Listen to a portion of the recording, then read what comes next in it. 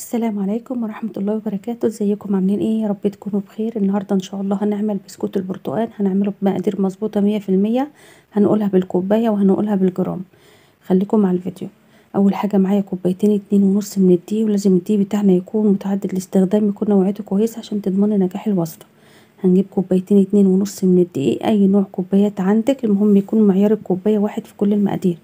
معايا كوبايتين 2.5 من الدقيق، ولازم الدقيق تخبطيه على ايديكي كده بحيث تاخدي المقادير المظبوطه، ما يكونش الدقيق مهوي في الكوبايه. كوبايتين 2.5 من الدقيق عباره عن 480 جرام.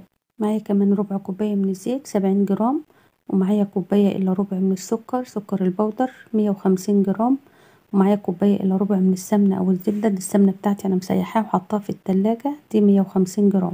معايا كمان ربع كوبايه من الميه او ربع كوبايه من اللبن. معايا كمان 4 بيضات بدرجة حرارة المطبخ، لو طلع من التلاجة سيبيه لحد ما يهدى شوية. معايا معلقة كبيرة من تانك البرتقال. معايا كمان ذرة ملح صغيرة. معايا كمان نص معلقة صغيرة من البيكنج باودر أو معلقة صغيرة ممسوحة. معايا كمان فانيليا، هاخد منها معلقة صغيرة. تمام، هي دي كل المقادير بتاعتنا. هقول المقادير مرة تانية. بقى معايا كوبايتين 2.5 من الدقيق، ومعايا كمان ربع كوباية من الزيت، كوباية الا ربع من السكر البودر، كوباية الا ربع من السمنة او الزبدة، ربع كوباية مية، 4 بيضات بدرجة حرارة المطبخ، معلقة كبيرة تانك برتقال، ذرة ملح، معايا نص معلقة من البيكنج باودر، معايا معلقة صغيرة من الفانيليا السائلة. اول حاجة هنجيب بولة فاضية وهنزل بالسمنة بتاعتنا او الزبدة، ولازم الزبدة او السمنة لازم تكون مسقعة في التلاجة. هنجيب بقى حلة العجان وننزل بالسمنة بتاعتنا، وهنزل كمان بالسكر. احنا قلنا كوباية الا ربع من السمنة وكوباية الا ربع من السكر، 150 جرام و150 جرام. هنضربهم كده لحد ما يهيشم. لو ما عندكيش بقى العجان هتجيبي بولة فاضية وهتنزلي بالسمنة والسكر وتضربيهم لمدة 10 دقايق لحد ما الخليط يبقى كريمي بالشكل اللي انتوا شايفينه ده. اما لو بتستخدمي العجان هياخد منك 5 دقايق بالظبط. تمام. طبعا اهم مرحلة المرحلة دي. بعد ما الخليط يبقى كريمي معاكي بتنزلي بربع كوبايه من الزيت اللي هي 70 جرام.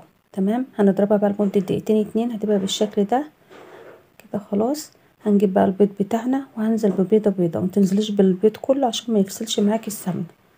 هننزل بقى بالبيض واحده واحده لحد ما تختفي، وانزل بالبيضه اللي بعديها على طول كده. تمام، وزي ما انتوا شايفين نزلت بالبيض واحده واحده.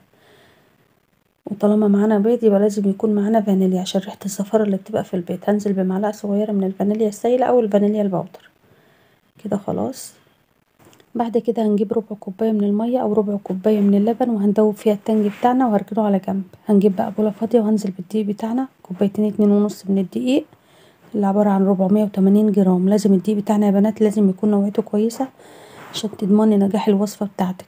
هنضيف بقى ذرة الملح، وهضيف كمان نص معلقة من البيكنج باودر، وهنقلب بقى الدقيق مع الملح مع البيكنج باودر، المواد الجافة كلها على بعض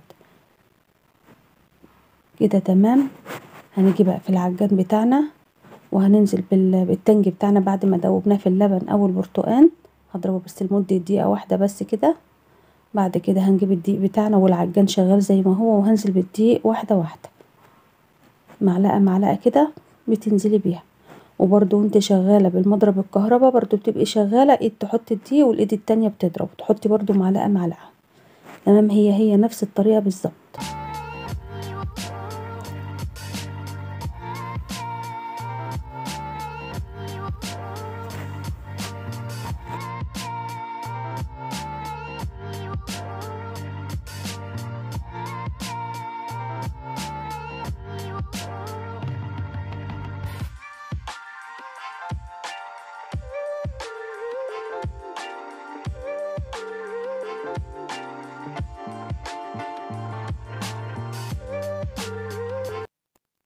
كده تمام، بعد ما حطينا الدقيق كله خلاص بنلف بقى لفة واحدة بس كده، وبعد كده بنطفي العجان بتاعنا. مش عايزين برضو نعجنه كتير عشان خاطر ما ياخدش عرق معانا، مجرد بس ما الدقيق يتوه في الخليط.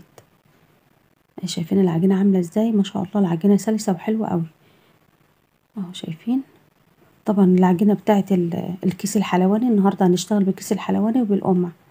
طبعا بتختلف عن عجينة المكنة. عجينة المكنة بتبقى شدة شوية كده. تمام، هنجيب بقى القمع بتاعنا بيبقى بالشكل ده كده، بيبقى مشرشر من يمه واليمه التانية ساده. وده كيس الحلواني مش هياخد في ايديكي 10 دقايق بالظبط. لو عامله كميه كبيره هتخلص معاكي على طول.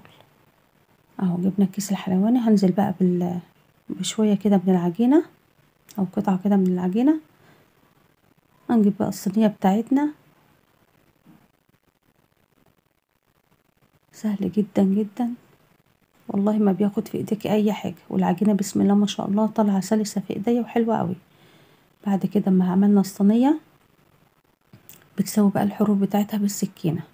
ما تحاوليش برضو تزنقي قوي، يعني مسافات بسيطه كده زي ما انتوا شايفينها. اعملي بقى كميه كبيره، مش هتاخد في ايديكي اي حاجه. 10 دقايق بالظبط تكوني خلصت كميه كبيره كده. تمام. اعمل برضو صينيه تانية وهقول لكم برضو 480 جرام، يعني نص كيلو لحاجه بسيطه. هقول لكم برضو عمل معايا كام صينيه من الصغيرين دول. نجيب برضو السكينه ونساوي الحروف بتاعتها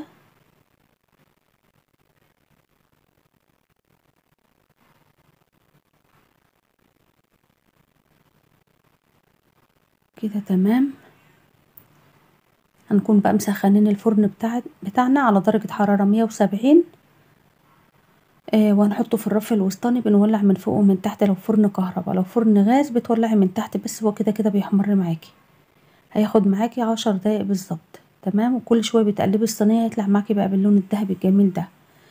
وخلاص بعد ما يبرد معاكي حطي بقى في علبة محكمة الغلق وغطيها كويس عشان ما يطرش معاكي. يا رب يكون فيديو النهاردة عجبكم. يا ريت بقى لو عجبكم الفيديو شجعوني باللايك الجميل بتاعكم والاشتراك في القناة وفعلوا زر الجرس عشان كل ما انزل فيديو يوصلكم كل جديد. اشكركم على المشاهدة والسلام عليكم ورحمة الله وبركاته.